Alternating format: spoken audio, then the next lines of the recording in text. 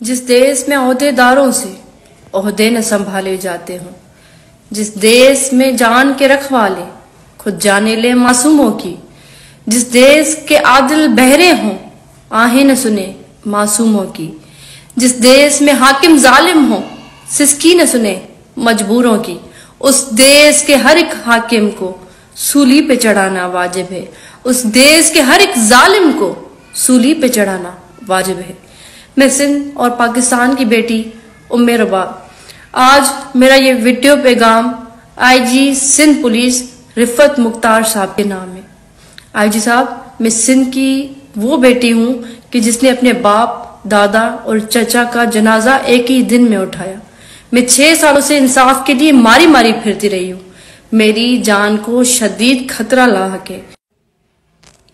IG साहब, आपकी police की जानिब से मेरा केस खराब करने की कोशिश की जा रही है। मुझे थ्रेट किया जा रहा है, मुझे हरास किया जा रहा है। एसएचओ इमदाद चांडियो, जिसका वालिद मेरे केस में अक्यूज्ड है, जेल कस्टडी में मौजूद है, और सरदार चांडियो वो भी इसी सेम केस में, ट्रिपल मर्डर केस में अक्यूज्ड है।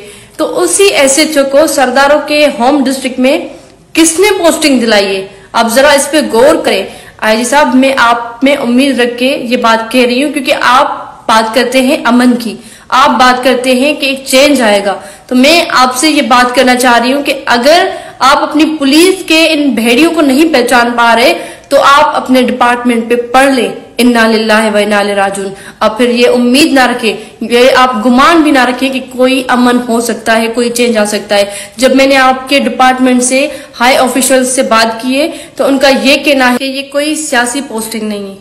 आईजी साहब, मैंने कोई बात विदाउट प्रूफ नहीं कही है। मेरे पास इस बात का सबूत मौजूद है कि आईजी सिंध पुलिस मुश्ताक महर साहब रहे थे, डीआईजी नासिर आफ्ताब, डीआईजी नईम अहमद शेख साहब, इन सब ने इन रिटन सुप्रीम कोर्ट में इसी एसएचओ का नाम दिया है कि इसको सियासी पोस्टिंग दी गई है। सेम डिस्ट्रिक्ट में, सेम पुलिस स्टेशन पे उसको 2 साल पहले आप लोग क्लेम कर रहे हैं कि सियासी पोस्टिंग है, और 2 सालों के बाद आप उसी डिस्ट्रिक्ट में उसको पोस्टिंग देकर ये क्लेम कर रहे हैं कि वो कॉम्पिटेंट है। वो 2 सालों में इतना कॉम्पिटेंट हो गया कि आपने उसी एसएचओ को उन्हीं लोगों के, उन्हीं सरदारों की गोद में बिठा दिया है। आईजी साहब, ये बड़ी नाइंसाफी है। ये नाइंसाफी कोई भी बर्दाश्त नहीं कर सकता। मुझे थ्रेट है, मुझे डीआईजी साहब की जानिब से ये बोला गया है कि हम मेक श्योर करेंगे कि ऐसी बात आगे ना हो। किसी और डिस्ट्रिक्ट का एसएचओ जिनके साथ एक मसला हमारा चल रहा है, वो किस तरीके से मेरी सिक्योरिटी के मामलात में इंटरवीन कर रहा है, और उसने जो किया उसका अजाला कौन देगा? मुझे बोला जा रहा है कि आगे से ऐसा नहीं होगा। मुझे ये बताएं कि जो हुआ, क्योंकि मेरा जो केस में विटनेस है उसको इस बात का इतना असर हुआ कि ये पूरी मीडिया ने भी रिपोर्ट किया है, वो कोर्ट के अंदर बयान देते हुए बेहोश हो गया।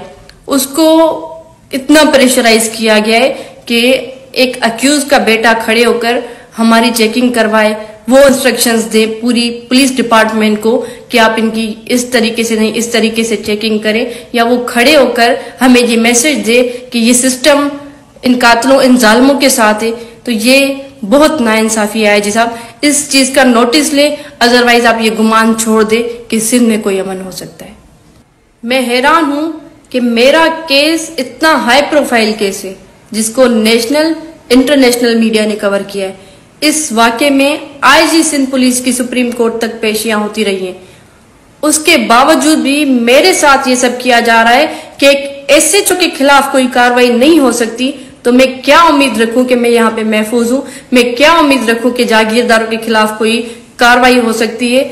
मैं ये जस्ट बोलना चाहती हूँ कि खुदारा होश के नाखून ले, मेरी जिंदगी खतरे में है। अगर मुझे कुछ होता है तो उसका जिम्मेदार डीआईजी लाड़काना नासिर आफ्ताब भी होगा और सिंध पुलिस भी होगी, पूरा डिपार्टमेंट। शुक्रिया।